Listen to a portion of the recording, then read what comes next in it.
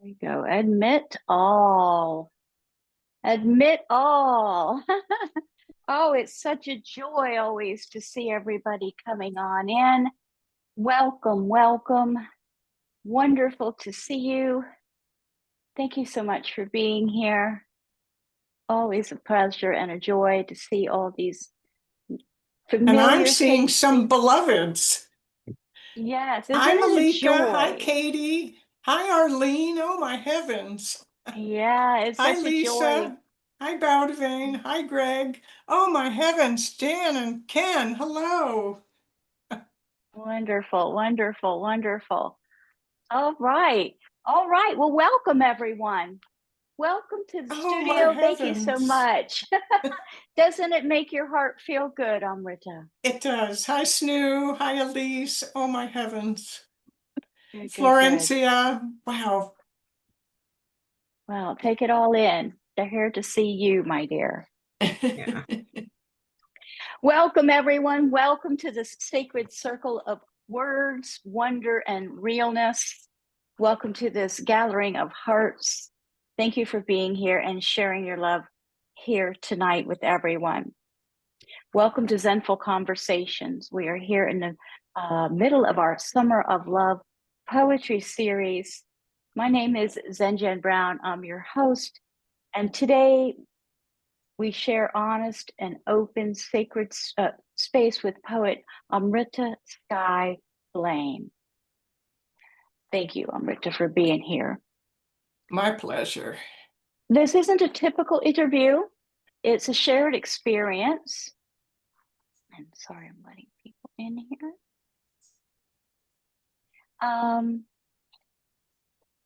So if we just open our heart and help me welcome poet Amrita Skye Blaine to our virtual studio. Thanks again, Amrita, for being here. Thank you I all for want, coming. yeah, I want to thank you so much for taking part in this summer series. And I'd like to ask you, I'd like to begin by asking you how you're arriving here today. Who are you speaking to? You, my love. Welcome to the studio. How are you arriving? I am arriving a little jazzed up, uh, but delighted to be here with a very open heart and just thankful to see all these dear friends, including my husband. Hi, Bowdivane. I've been admitting people. Is that all right? Mm-hmm. But I'll take care of all that. All right. You enjoy your time here and relax and be our guest. Be our guest. Let me say a little bit about Amrita. Amrita Skye Blaine develops themes of aging, disability, and spiritual awakening. She received an MFA in creative writing from Antioch University in 2003 and a pocket MFA in poetry in 2024. She has published a memoir, a three-novel trilogy, and has been published in 15 anthologies, including 11 poetry anthologies. She's been writing poetry steadily since she turned 70 years old, and for the last 2.5 years, she's been writing a poem every single day. You just told me you had 1,200 poems now, right? Yeah. And it was a little bit challenging to choose which poems to bring today. Her poems have been accepted by Soul Lit, Braided Way magazine, the Merton Seasonal, the Penwood Review, Poetry Breakfast, Delta Poetry Review, Voices 2024, the New English Review, Chiron Review. Not sure how to Chiron. pronounce Chiron. Chiron. Amethyst Review, and the Blue Heron Review, and One Art. And there's probably something I am missing there. Amrita says that she has no secrets. And I got to say, this is the first time somebody has said that to you, that there's no area of your life that is off limits. Um, so I think that what I just wanted to mention that before you became a poet, you wrote and published a memoir about raising your disabled son. and 3 novels, the trilogy of novels. One of the 4 main characters is the voice of Zephyr, which is the dog. And I think rather than me just go into listing a lot of things, I'd like to ask you to just start it off and say what's on your mind. I guess what is most on my mind is the state of the world in our country. I'm just finding that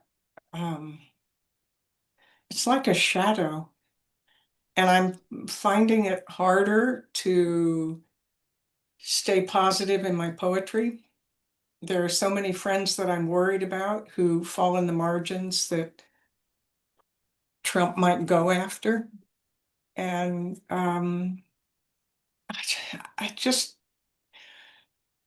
my son said to me last night, it was his birthday yesterday, and he said, I just hope before I die that I see a turn back to the positive in our country.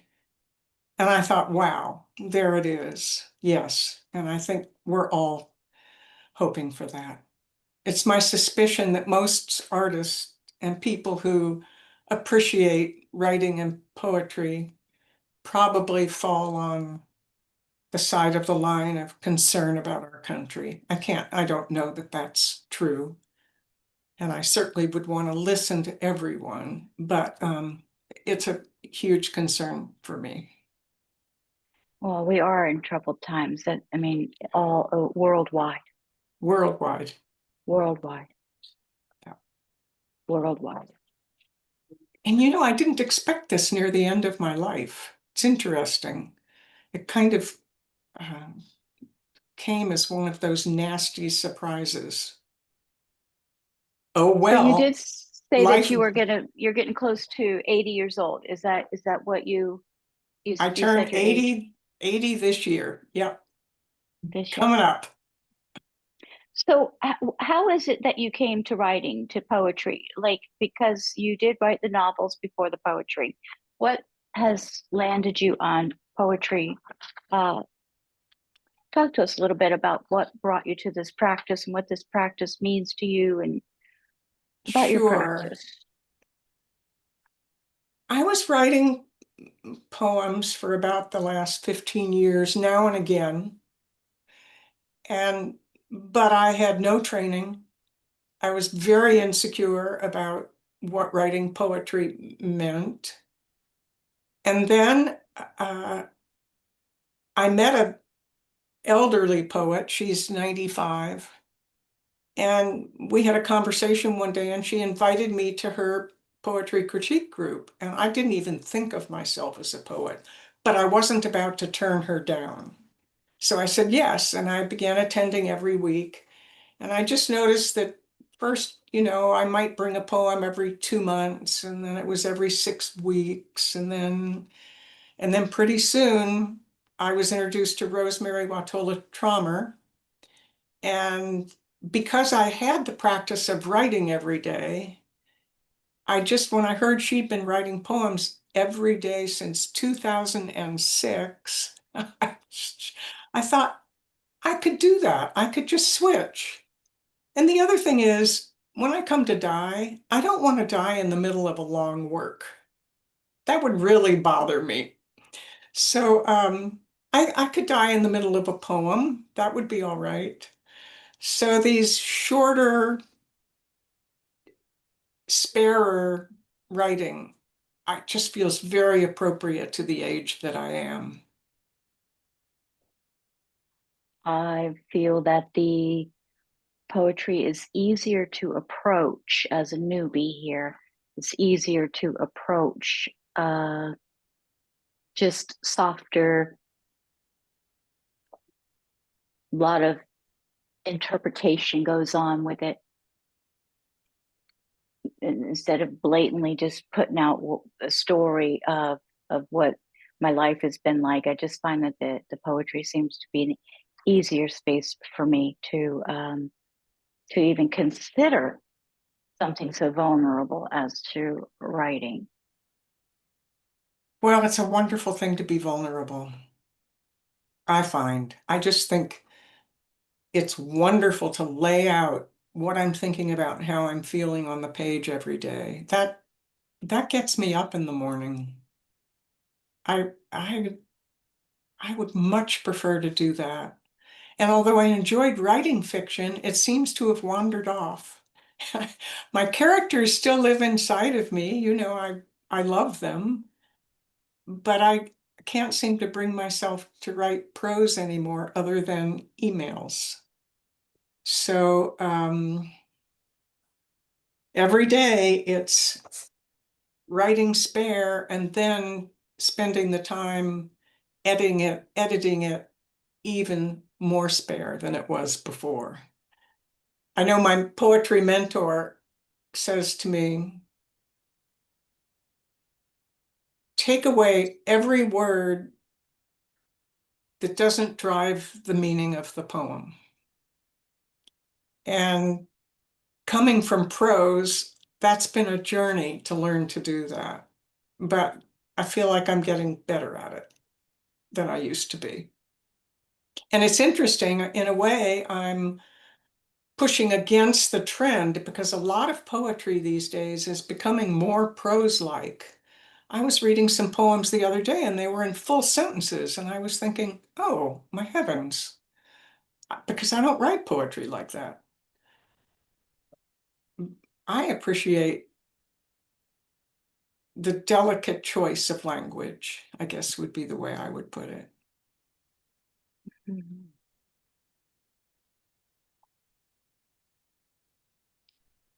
So how What about is I it read? that, Go yeah, ahead.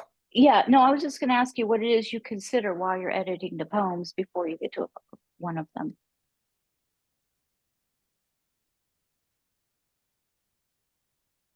Well, another thing that my mentor has said to me is that poems have their own world, and once you begin one, you have to honor what it wants to say.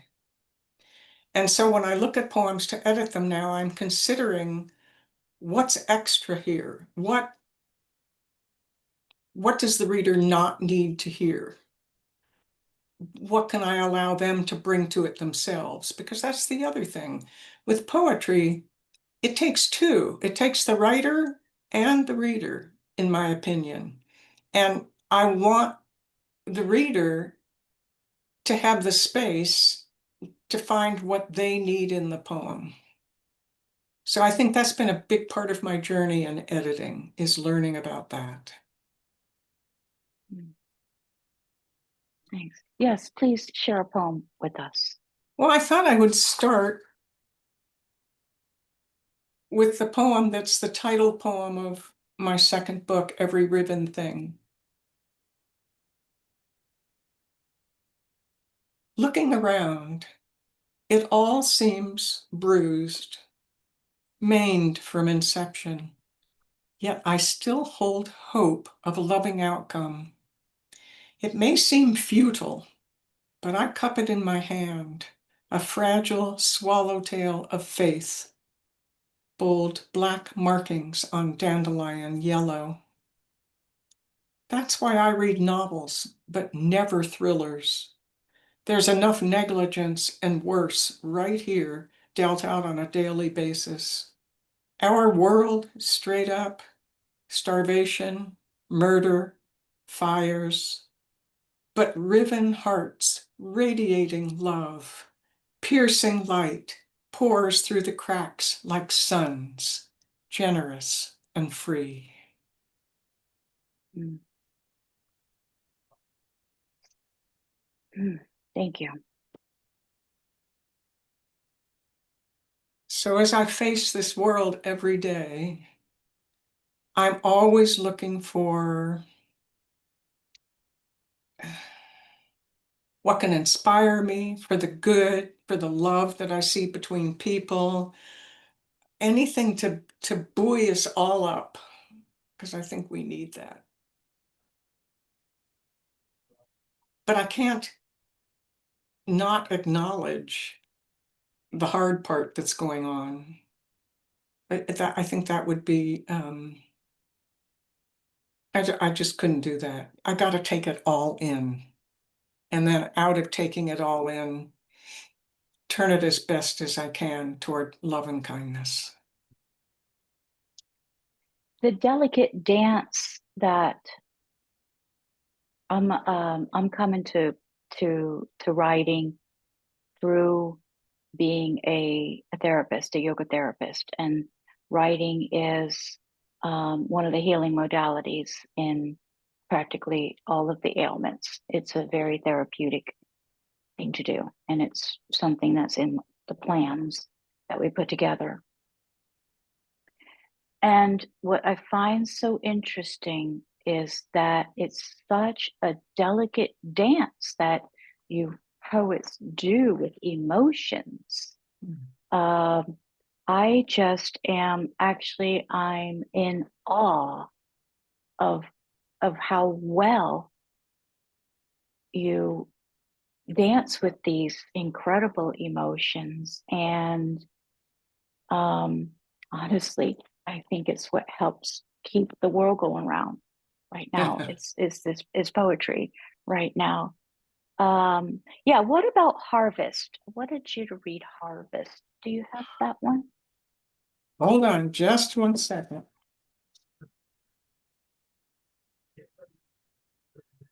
I will have it.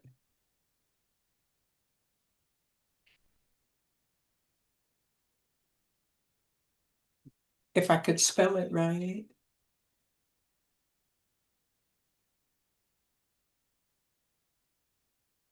Harvest. It's time to reap this life's encounter, assessing what went well, what went wrong, scores of missteps, troubled liaisons. Etched on my chest when I landed on earth, teach me. And so life did, substantial lessons, surprise quizzes. Watch what you ask for. And say yes. I'm suggesting it's worth it. It prodded me here to this unexpected, improbable realm of love. Beautiful. Watch what you ask for of life.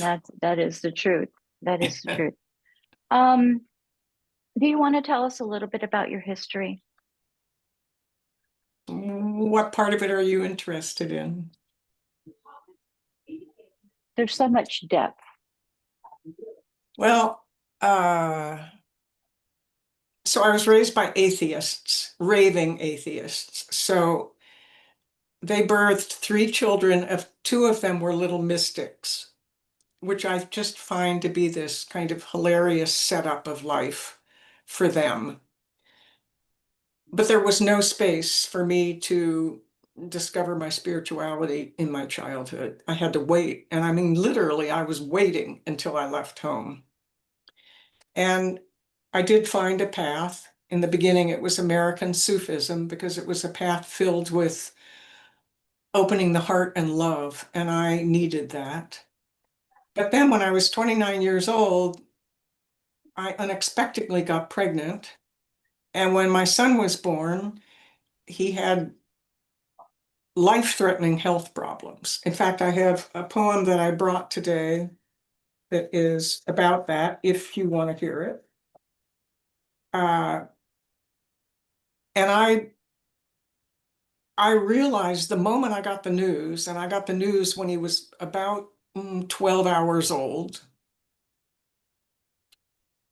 that to survive this, because I was functionally a single parent, I was going to have to look for the good in every moment. I didn't think I was going to make it through otherwise. And so in a way that set me on a path to deal with raising him. And it became clear that I was not going to have the opportunity to go away for retreats or, it was very hard to find childcare for him. People were terrified that they were going to do something wrong with him or, not be able to deal with his screaming. So I knew, And I certainly couldn't sit down twice a day for 40 minutes to meditate. It wasn't in the cards.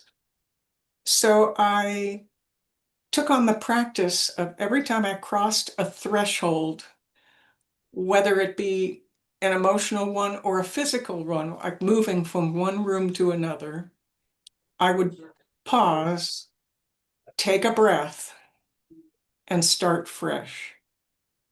And really, for years, that was my spiritual practice. And I think it served me really well. Absolutely. Yes. Well, I want you to share what you want to share. Don't share what you don't want to Okay, share. so And read what you want to read. And don't read what you don't want to read. okay, I got a couple of hard poems. They're about my son, and the first one is called Day One, and I dedicated it to my son's pediatrician, whom I did not meet until this moment that I'm going to read about.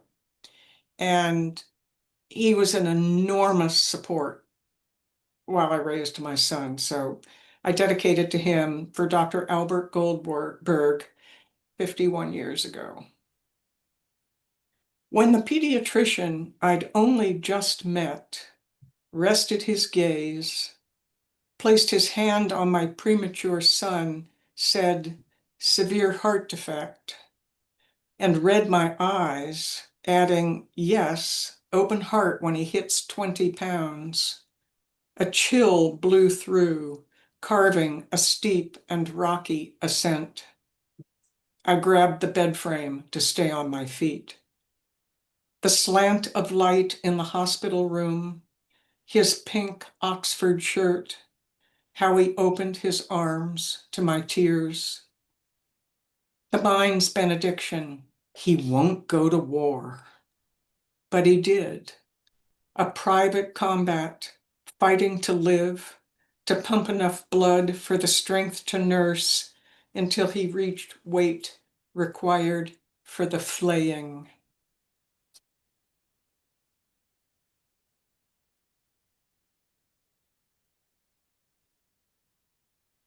And one more, and this was while I was waiting in the waiting room as he underwent open heart surgery when he was 22 months old.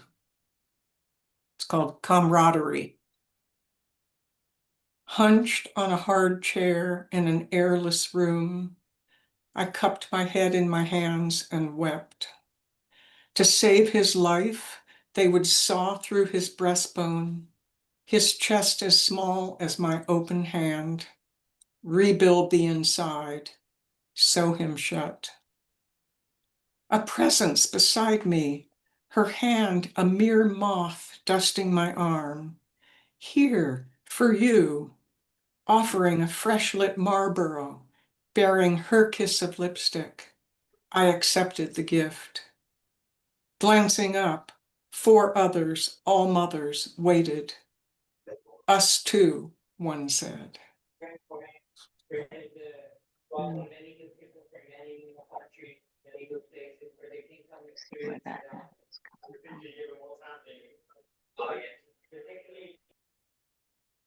from. Thank you. Uh, So I those are the really hard ones. And by the yeah, way, he's 51 years old, so he made it. I heard you say that. I heard you say that. And actually, I did catch I looked a little bit on YouTube and I found a reading that you did 9 years ago, and it was from your memoir. And I think it was the first part of it. So that's where I realized that the depth of what you had been through. But yes, do you want to read another poem, or do you want to open it up for questions? Or Oh, let's have some questions first. okay, does anybody have any questions, comments, or anything they would like to share or say? If you could use the at the bottom of the screen, there's that little raise hand icon, because it's hard for me to keep track or locate even the people raise their hand. I don't want to miss anybody. Does anybody have any questions? Yep. Looks like you're going to read another poem, my Oh, love. that's just Or you fine. can sit. I have a question actually, though. When you sit to write, where do these Judith raised her hand, where do these poems come from? Are you listening for something, or where do the poems come from?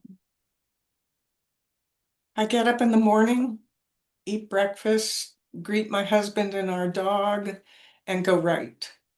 And then I listen. It's listening and also feeling. So what's going on inside me? What's up for me that day? What's on my heart more than my mind? If it's kind of a sea of not much, I do keep a list of prompts of quotes I've heard that inspire me, and I will use those too. But there's a lot of listening that goes on, and listening can take a while before anything happens. And then, but then I'll find a thread and see if I can build on that thread. Beautiful. Well, I think it takes a bit to settle all the noise. Yeah. Judith, please. Hi, Amrita. Hi, Judith.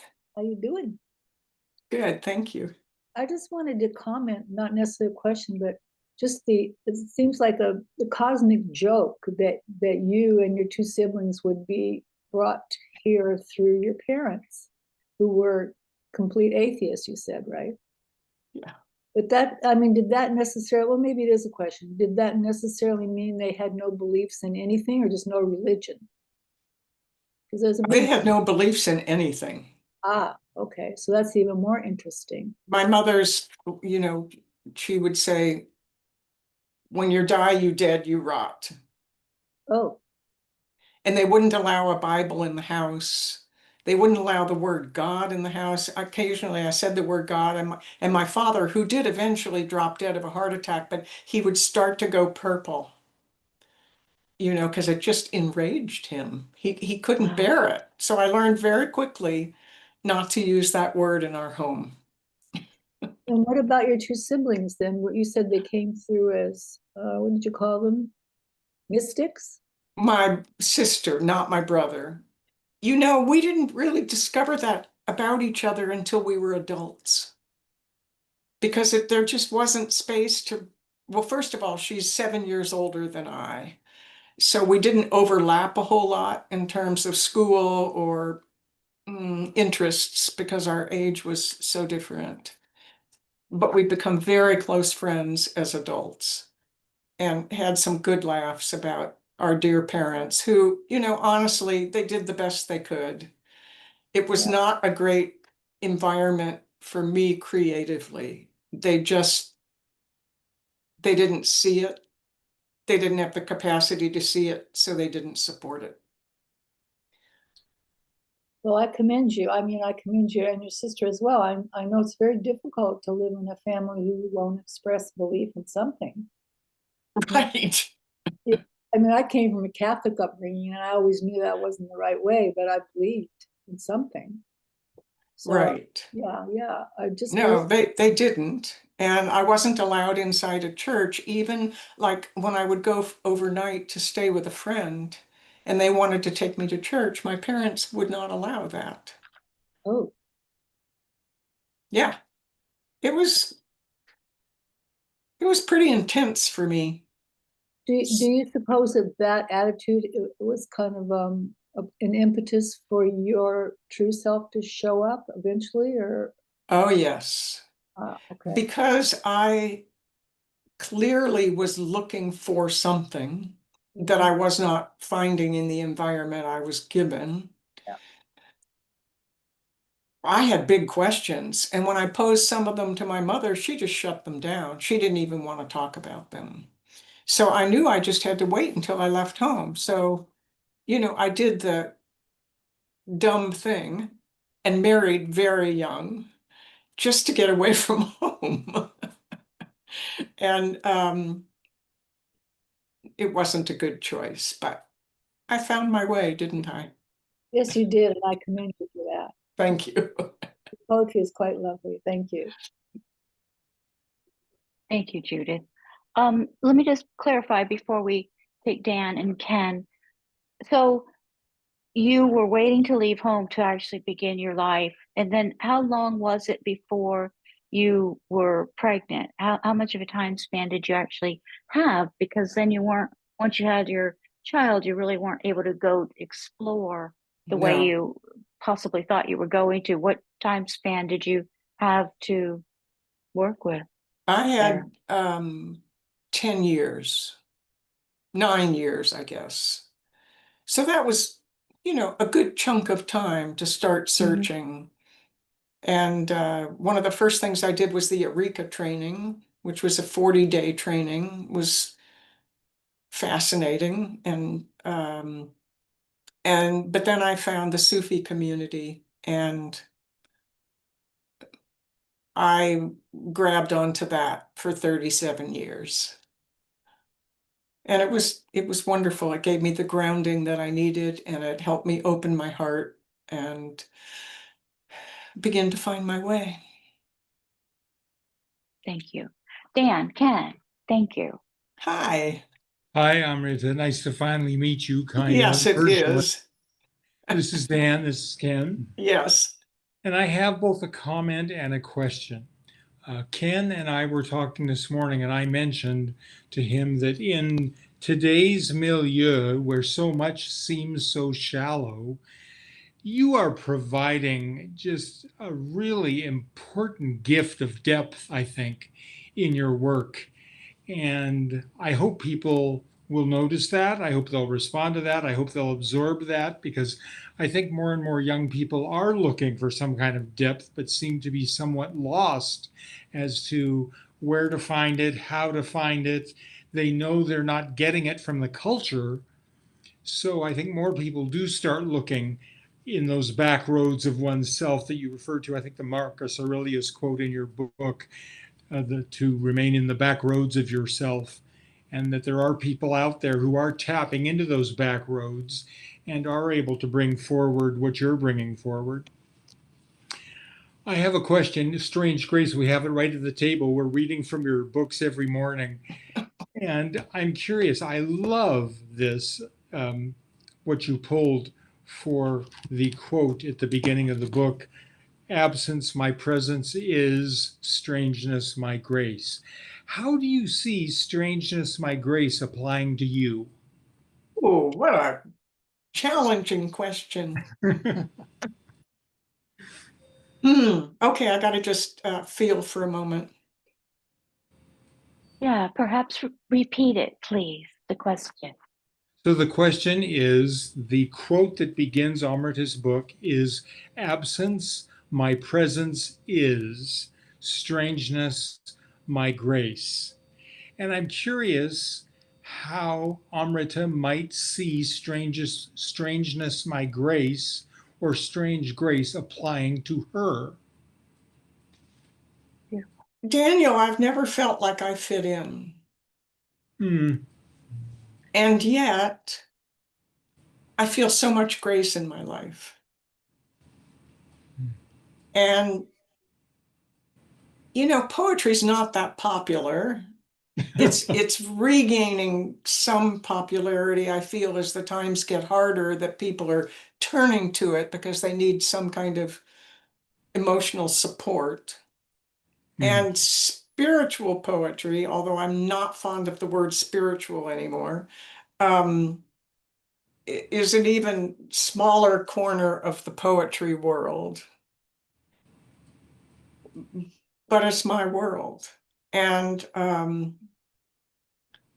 it may be strange to many people, but that's where I live. And I consider it a grace that I found it in my life. That's a fast, off-the-cuff answer. That's a good answer. Thank you. Oh, thanks, Ken. Thank you. Thank you. Thank you so much. Florencia. Yeah, hi, Amrita. Hi, Florencia. Amrita. I'm sorry, I have to remember to pronounce that. Thank you. Yes, everybody, it's Amrita. The minute it was out of real Amrita. mistake. Anyway, I was just wondering, you just said that you were no longer fond of the word spiritual, and I was wondering why. Because it's not separate from anything. Every breath, every branch, it's all part of the one that, to me, we all are.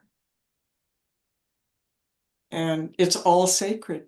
I can't separate out spiritual from not spiritual. And that even goes to everything horrible that's going on in the world. It's all sacred. Mm. That's where I live. Not everybody does. True. Thank you. Thank you. Thank you. I just wanted to mention in this comments, we have Robin said, what an inspiration. So much pain and love intertwined. Oh, thank you, Robin.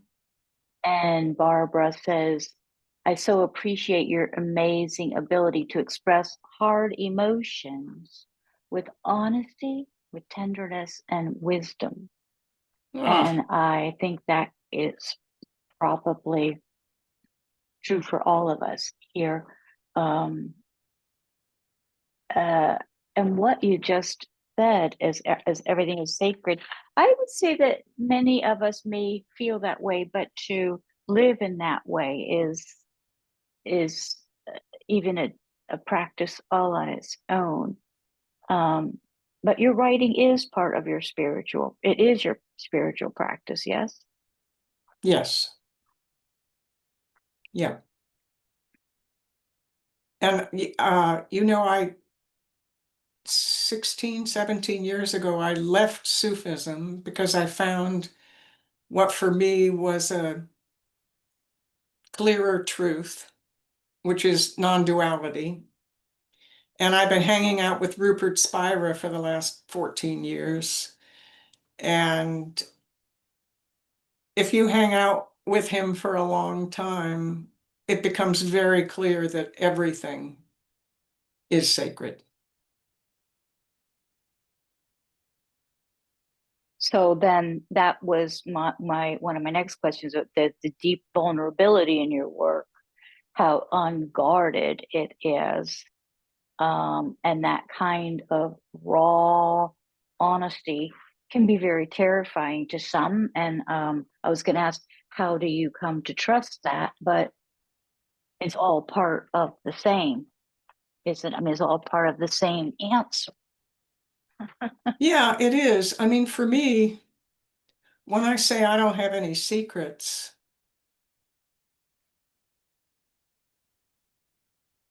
we can't hide. I mean, if we think we're hiding, I think we're fooling ourselves. And we all know, for example, that lies always seem to come out, right? I mean, they always get exposed.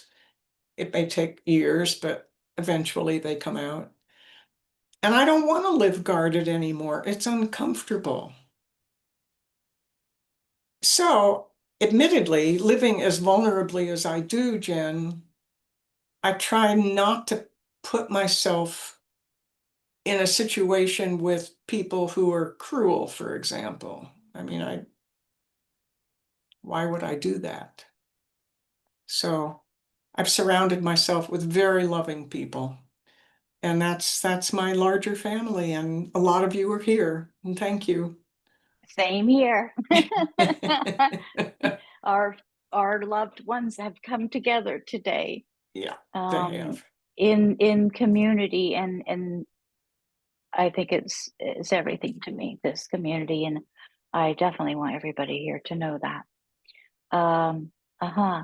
Well, how about another poem? Yes, I have one I want to read that I think speaks to this question. It's called Rerouting, although some people may say rerouting. I don't know, but I say rerouting. Is this the path of love? I ask many times a day when I note disquiet has taken root. I catch myself and remember to reroute out of spinning thoughts that hook me where I have no agency. The autocrats and climate, wars and simple meanness that I see play out each day. Is this the path of love? The memo for my mind reorients, recenters, reminds me what is good and kind and true. It brings me here, the only place to be.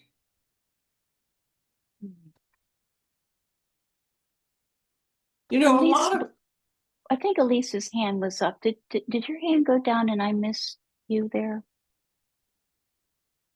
No, okay. Did I miss somebody's hand was up that Yeah, didn't went down? Judith, my hand was up and then I took it down. I just wanted to say to Amrita, you are that, which is what she was talking about before. I think it's a very simple and yet profound concept in my experience. thank you. Yeah.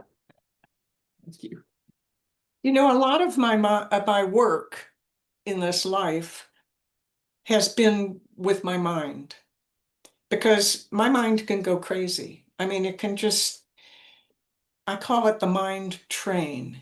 It can just take me off into nightmare worlds. And so learning to get off the mind train the moment I notice I've gotten on it. I don't wait for a station.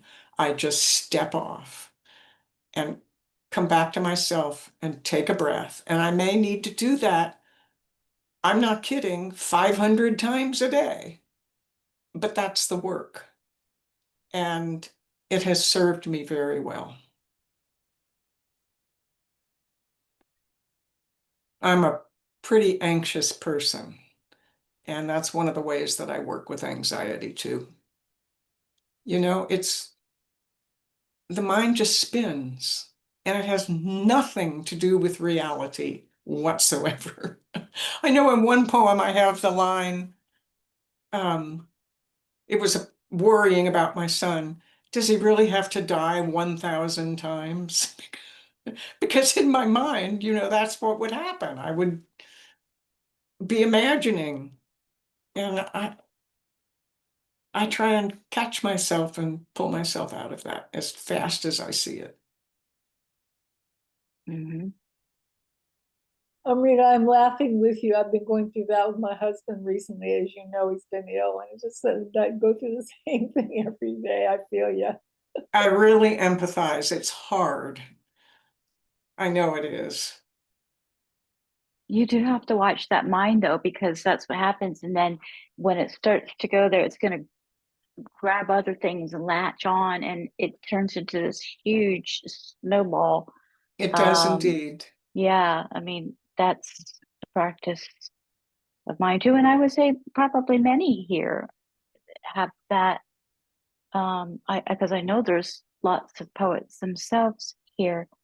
I see Wendell Wilson's comment, don't wait for a station to get off the crazy train. That's right.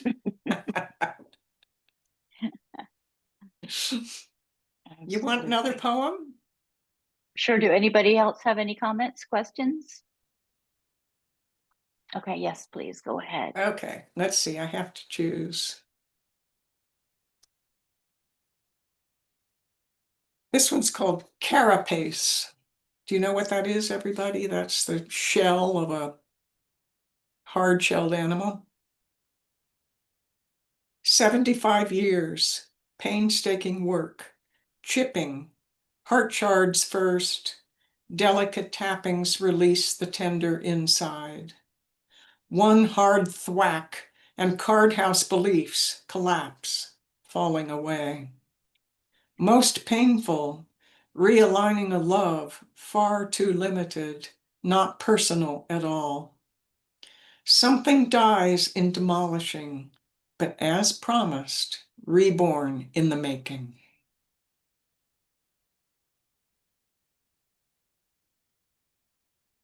It's worth the work, folks. But a lot of you know that.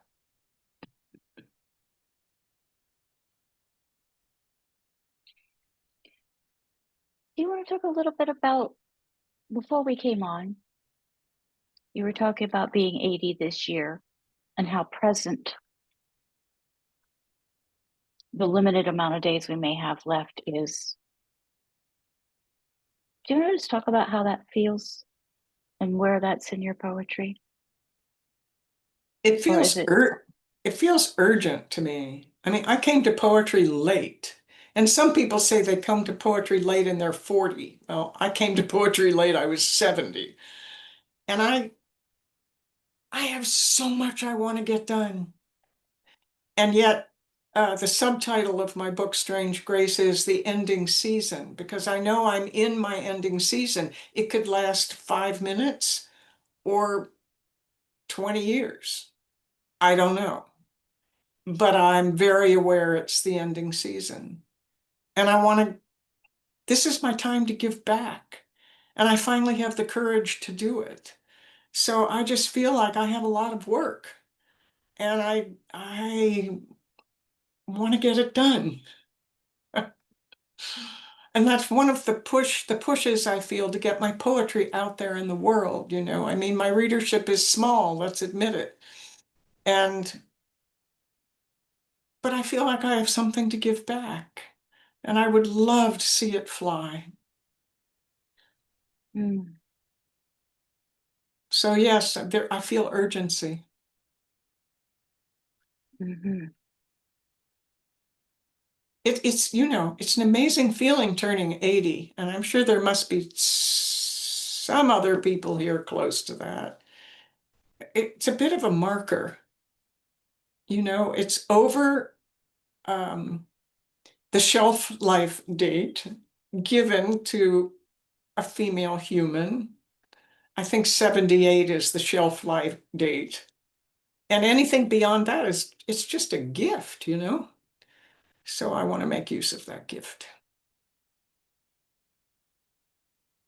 Does anybody have a comment on that?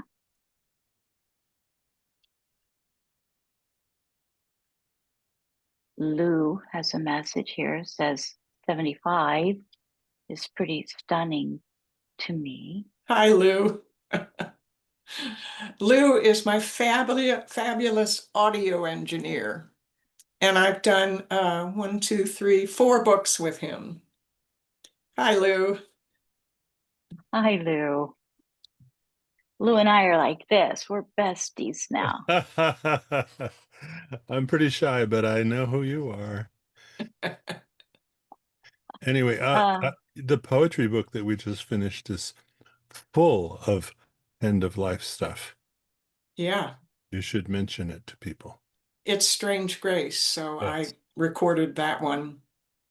Beautiful stuff. Thank you, Lou. And for those watching, The Strange Grace is really a beautiful cover. I was taken by the cover. Thank you, Jen, because one woman looked at it and said, that looks self-published.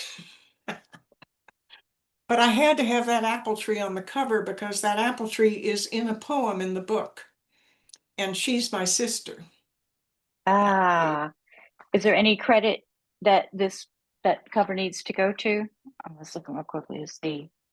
Or like, is there any credit that you need to mention for the photo or?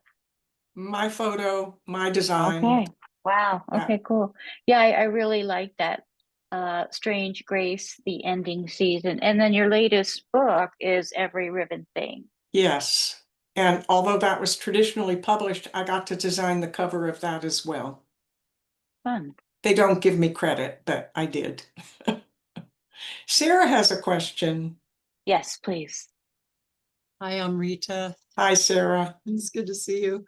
As I've mentioned to you before, I'm in a Year to Live class here in Sacramento, and we just did our presentation for our small group, and we used 4 of your poems as part of our presentations. So I just want to let you know that I'm working on increasing your readership.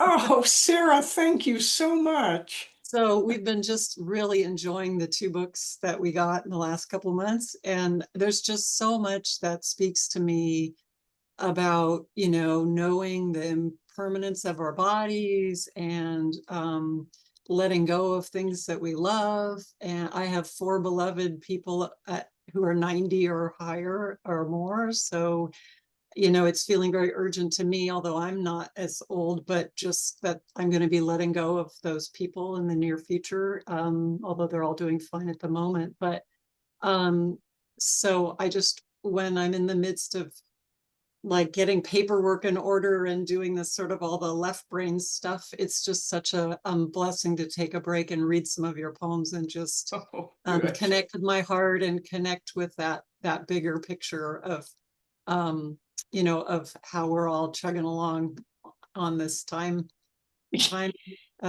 track, or whatever you want to call it, that just seems to be picking up momentum over time. So anyway, it's wonderful to be here today and listen to you read some of your poems. Thank you. Thank you very, very much. I'm actually looking for a poem and I'm not finding it.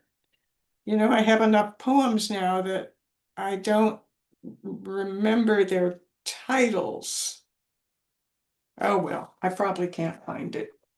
I particularly liked the one, I love so many of them, but I particularly like the one about recycling, that if we didn't recycle our bodies, that there'd be way too many.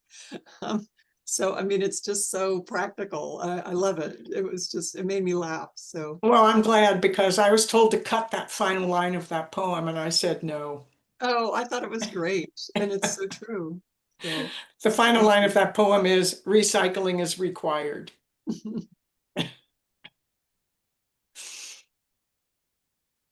I've heard that a lot about cutting a line here or there, and we have a poetry group that we do, and we have that option to listen or not, because Right. that poem is yours. That poem is yours. I have another short one I'd like to read. Yeah, and yes, do that, please. It's called Retreat Hut. I don't attend church, that stone-steepled place. My sanctuary is inside, an internal hut. I attend on a regular basis, not only on Sundays. In fact, I live there. Rest in the big luminous field, offer gratitude, breathe, listen, pray. So my parents tried to take that away from me, but guess what? They couldn't, because I found it inside of me.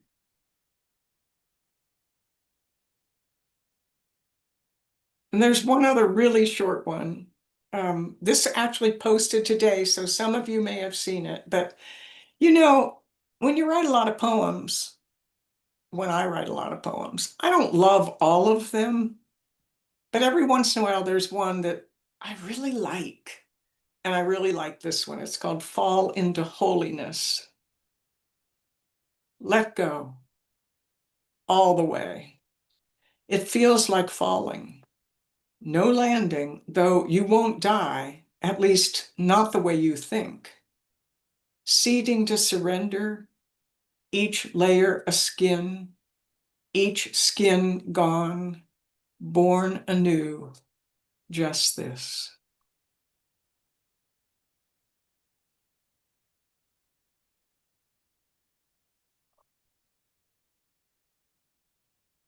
Is this stirring anything in anyone that they'd like to talk about?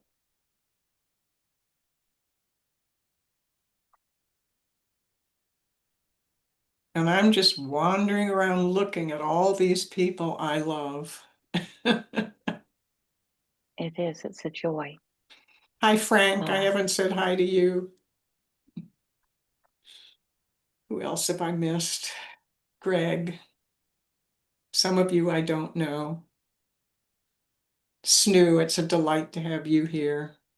My heavens. when you write, so some of this stuff gets stirred up.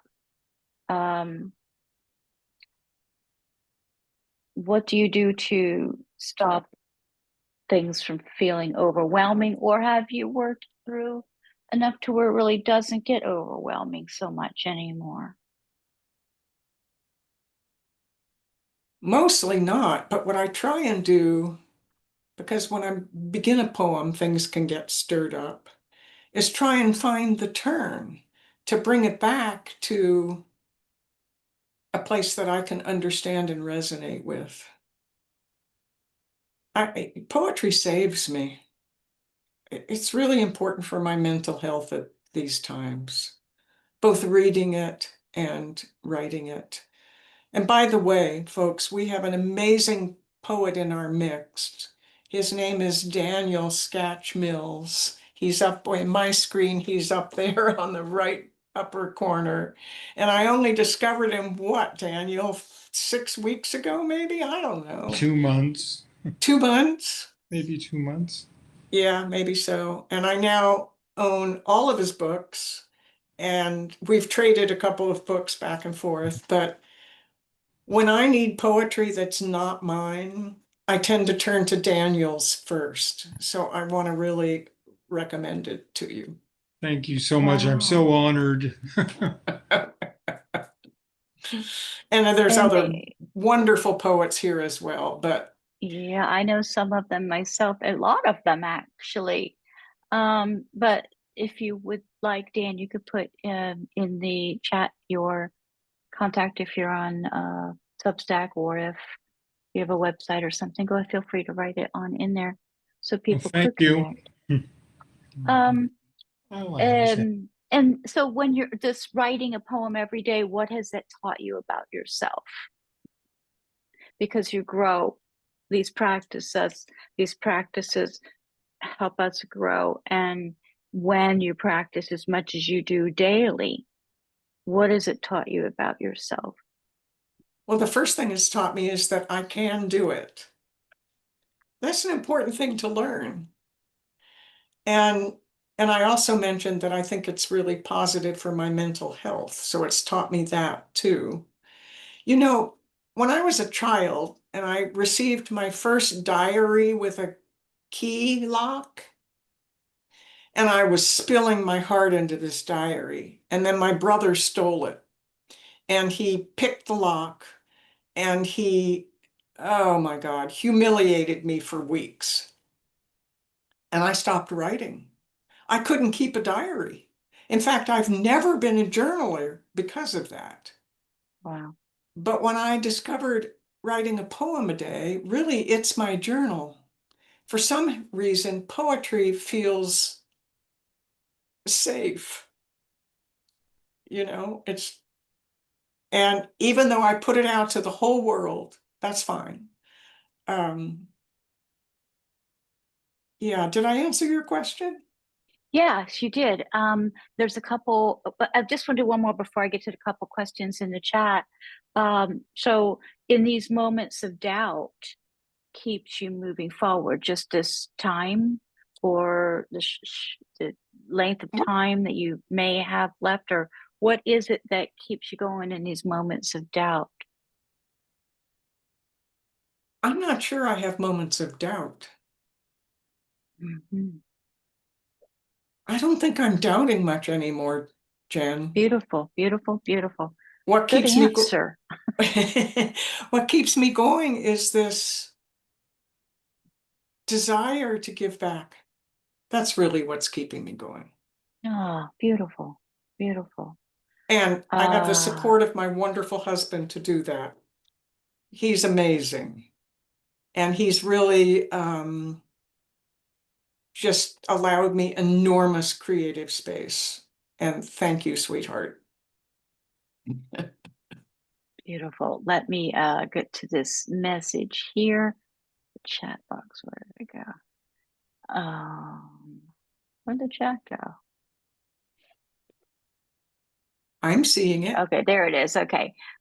Blaze says that how much time do you spend in the morning writing?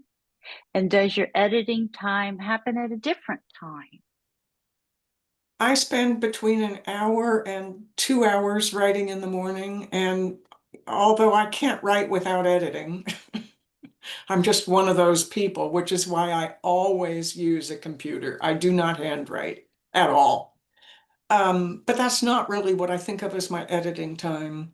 Because, you get the bones of a poem down, and then it needs to just sit for at least a couple of hours and maybe months, who knows. But I edit throughout the day and the following days. And what I do is, for this blog that I have, this daily blog, I'm actually 20 days ahead. And that gives me 20 days to do some editing before the poems go live. And because I'm lean towards perfectionism, I want that time to kind of hone the poems before they go public. Occasionally, I'll write one and just post it, but that's rarer. I wrote a poem for Daniel recently, and I must admit I wrote that one and just posted it. Elise says, no words, pure, sheer love wells up and spills from her eyes. Lou says, I envy you with the creativity coming out of you. I am passive and grateful. Thank you. Dan Lovely. Thank also you has very much. books on Amazon. This is Tom. Oh, hi, Tom has a message. I am discovering creativity in writing after a lifetime of photography, which I feel can be poetic too. Oh, Tom, it certainly can. I share some thoughts on my Substack, The Gospel of Thomas. Oh, my heavens, I'm going to sign up, Tom. And Barbara asks if you could say a few words about your publishing company. And on that note, real quick, I just do want to mention that we will have Brooke Warner of She Writes Press in September coming up on one of these programs as well. But go ahead. Oh, nice. So I've had a little publishing company for about 25 years. My husband and I, it's called Burkana Publications. And I thought I was retired, but I decided that since I've been publishing some of my own work, that I wanted to publish other poets whom I love. But I don't want a website because I don't want it to be that public. If they know me, they can come to me. And I just recently published a book for Barbara Armstrong, who's here today. Oh, wow. And I had no idea of that. it's fun. And it just gives me great joy to see other people's work finding its way into the world as well. Well, good question, Barbara. Thanks, Barbara. Wow. Tom is discovering creativity in writing after a lifetime of photography, which he could feel is poetic as well. And I agree, the same thing even with yoga or meditation, I believe. It's all one field, the field. I share some thoughts on my Substack, The Gospel of Thomas. What a Poetry. great name, Tom. Yes, it is. And poetry helps him see the unknown better. Elise would enjoy seeing a before and after of the poem sometime. Okay. How about that? I Do hear you that any wish. other questions? I would like you to read another poem as you close this out, but let me just see if there's any other questions or comments from anybody that is here. Okay. Can you read a closing poem for us, Yeah, Amrita? I have a question. I told you that was going to go fast. And it does go fast. I have two choices for a closing poem. One is free verse and one is actually a traditional villanelle. Does anybody have a preference? Wanda's got saying something to villanelle. say. All right, I'll read the villanelle. I don't write in form very often, and I've never written a sonnet, but I have written villanelles and what's the other one that I've written a lot? Pontoons, I've written quite a few of those. All right, it's called Leaving It All, a villanelle. Sometimes I long to simply take high flight, to leave this crooked world behind alone and reach in deep for purest, clearest light. It's madness here, the mean and righteous fight. They grab and push and nab the richest bone. Sometimes I long to simply take high flight and flee this place at dawn or plushest night. Seek peace elsewhere, a place that is unknown, and reach in deep for purest, clearest light. To watch all suffering souls, their dreadful plight, it hurts my heart and makes me weighted stone. Sometimes I long to simply take high flight, to soar and bank, to find the broadest sight, and then unearth the place that's my true home and reach in deep for purest, clearest light. How will I find the strength for loft and height so courage, love, and beauty may atone? Sometimes I long to simply take high flight and reach in deep for purest, clearest light.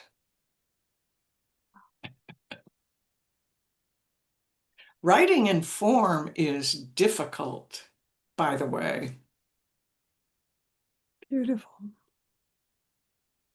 That was beautiful. Thank you. Thank you all for coming. Okay, thank you. Yes. Any final words, Amrita, before I share your contact information? Bless you all and treat each moment as sacred. I don't know, that's my Absolutely. my That best is love and the- advice to everybody. You can't get any better than treating each moment as sacred. You can find Amrita on Substack at amritaskyblaine.com. And her email is amritaskyepoetry@gmail.com. All of her books are available on Amazon as well. I noticed Ken said his was as well, I believe, on Amazon there. I will send all of this in email, all out in the email, probably tomorrow. Tomorrow, sometime in the afternoon. It will include all of the contact information, her books, and a special poem that she wrote for everyone to send with it. Please visit zenfulconversations.com and sign up for more. Sign up for something else. Thank you all so much for being here.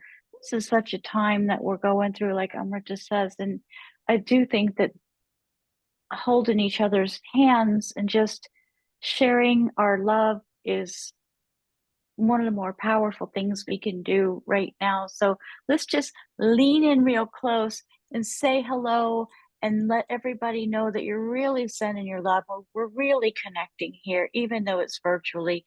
Thank you so much for And being thank here. you, Jen. Thank you so much for hosting this. I'm really Oh. deeply grateful. Thank you so much for joining us, Amrita. It was a true pleasure. Thank you so much, everyone. Stay safe and stay well. Thank you. Namaste. Bye. Namaste. Bye. Thank you. Bye.